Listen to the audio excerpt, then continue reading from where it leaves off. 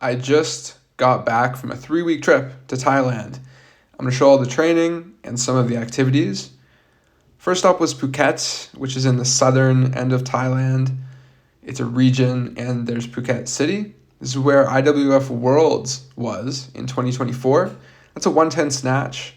They had these tiles at this gym, and I was checking to see how far out I was jumping.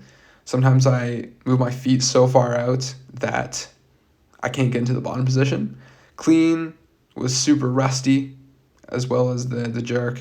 I did this same workout for basically the whole trip, and that gave me a lot of opportunities to pick up on technical things and have opportunities to fix them. This was the only outdoor gym I trained in. It was so hot. That's why I had a towel for the front squat because it was slipping off.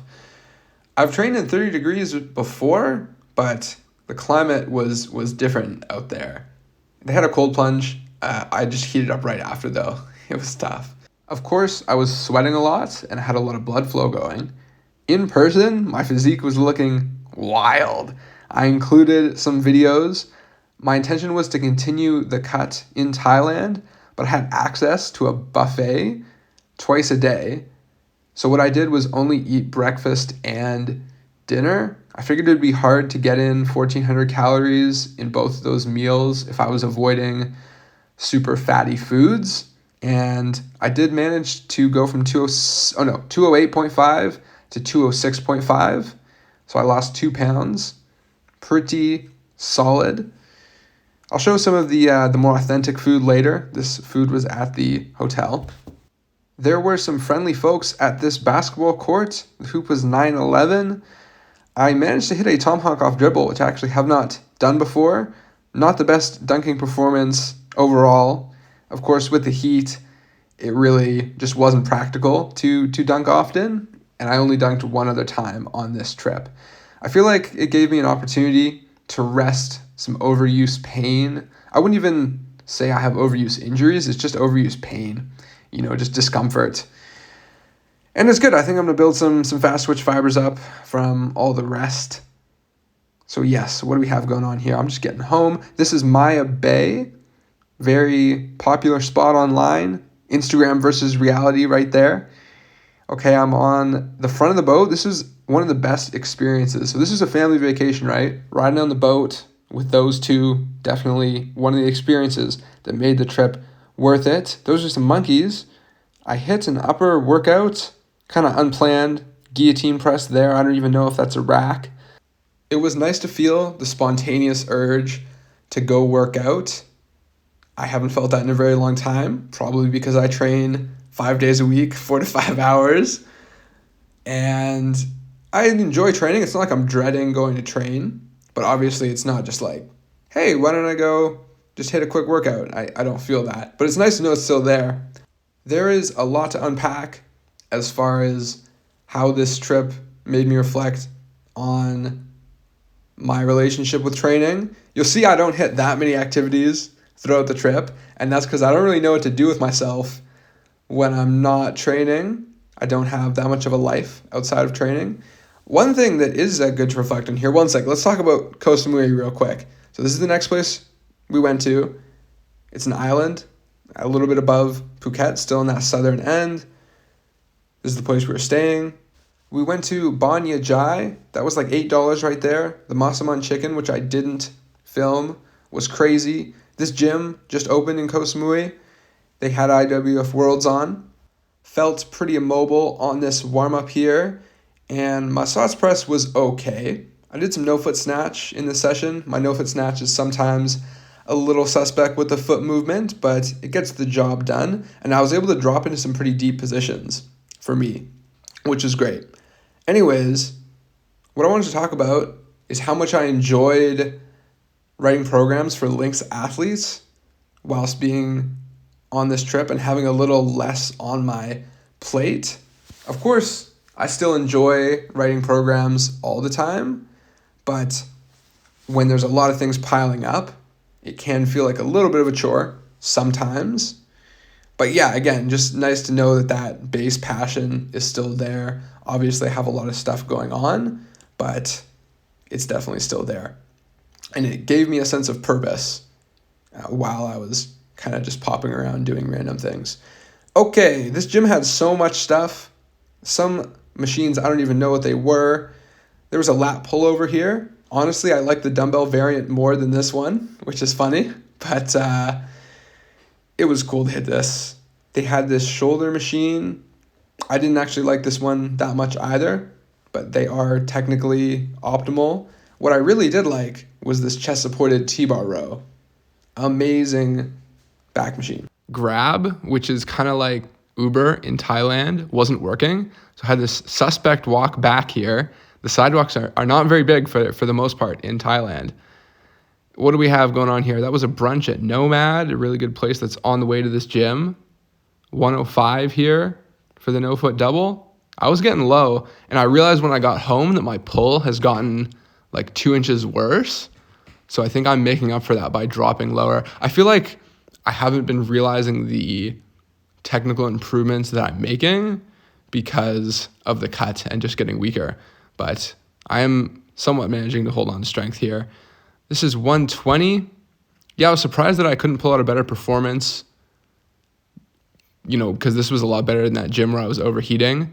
And I missed 120 on the second rep of the power jerk twice. I was like, nah, serious face. This is my floor. I can't be missing 120. Also, I think, so I was doing these slow to knee, like kind of like a 3D knee. It's just slow to knee. But I think that makes the clean way harder, and it made the whole movement way harder. I believe I was underestimating how much harder slow to knee makes the clean. Because in my head, I was kind of like, it's just like doing a hang clean, but it's kind of not. It really throws you off. This is 135 for a 4.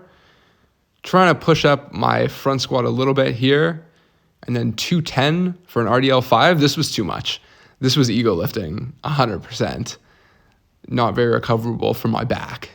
Don't do this. Yeah, I just wanted to feel strong. Definitely feeling the strength start to slip at this point in the trip because I was away from my optimal environment. You'll see there I was really leaned forward on my push press on that first rep. And after this is when I figured out how to push press later in the video. Goodness. Yeah, really bad bench performance here. Really bad bench performance. I did this chest fly machine after. Absolutely phenomenal machine. And yeah, they had a nice fountain outside this gym. And Chiang Mai was the next stop. This is my absolute favorite place in Thailand. Kind of blew all the other cities out of the water, in my opinion. That bowl of noodles was $3. Crazy. Everything here was quite a bit cheaper, but it was almost nicer in Chiang Mai. 100% cotton, that's my type of store. What do we have going on here? Yeah, a lot of great art in Chiang Mai. I really like the size of the city. It's in the northern end of Thailand, so here's the map real quick. 1.2 million urban population, which I feel like is the perfect size for a city. This is Chiang Mai University, 9.8 rim here. It was actually 9.9, but it was tilted down a little bit, so I split the difference at 9.8. And most notably, I hit this. Oh, not that one. I think it's here. I hit this 1-foot windmill, which I was turned up about. It felt good to have a decent dunk performance. I also hit this lefty windmill, but my phone overheated, so I didn't get it on video. So last summer, after dunk camp, when I was peaked at 183 pounds, I hit a 910 1-foot windmill. So to be hitting a 1-foot windmill on 2 inches lower at this point in the year, I am pretty pleased with.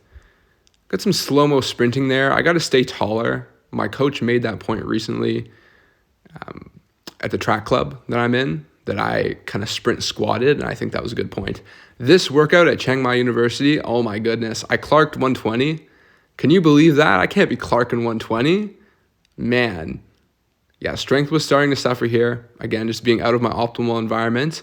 On push press, though, I did manage to keep things a little more straight up, press behind my head a bit. And what do we have here? This is a push press triple with 225. That was a PR. They had a ton of Kaiser stuff here, so pneumatic resistance, and it was a serious setup. They had a pneumatic calf raise. What do you need that for, man? Crazy. This is some more guillotine press. I also did a pec deck while I was there. The best experience in Chiang Mai was this cooking class. So we went to the market, so they take you and show you the ingredients, and then go back to their compound and get going with the cooking. Absolutely peak experience. Some spring rolls, some pad thai. So we made the basic stuff. I also made a coconut cream soup, and it was really, really, really tasty. I'm with my mom here. Peak experience right here. Really lifelong memory probably right here. I'd say definitely right here. There's my coconut cream soup with the mango sticky rice. Again, I kind of got into an odd area somehow. Yeah, this is still in Chiang Mai. This is the hotel. Pretty nice. What did I go do? Oh yeah, we're just going to transition to Bangkok now. Let me tell y'all, Bangkok wasn't necessarily my jam. This is the bookstore, which was my jam. I've actually read quite a bit of the Vagabond manga. And what else do they have here? Hunter x Hunter. That was cool. And yeah, Bangkok though, too many people for me. People overload. Too much city going on. I went to this harder core lifting gym, which is always fun. I was getting low on those snatches, and this clean looks technically better. You'll see I picked up how to bend my knees when re-racking the bar from overhead, and that helped out a lot. But yeah, I was feeling weak at this point, just not being on my normal schedule, normal diet, and all that stuff, my macros, right? Anyways, at this gym, there were two really high-level lifters that have competed in Sheffield, which is the biggest powerlifting competition. So I met Evie Corrigan and saw Kassem Sand. I talked more to Evie. She was really, really cool. There's the picture later. And there were 10 Thai people Olympic lifting at this gym. I don't know if you can see in the background, but there's a lot of them on the Olympic lifting platforms that they got started kind of as I was doing my upper. And as I'm recording this, I am back in Canada. So we'll be back to normal soon. Last word, landmark.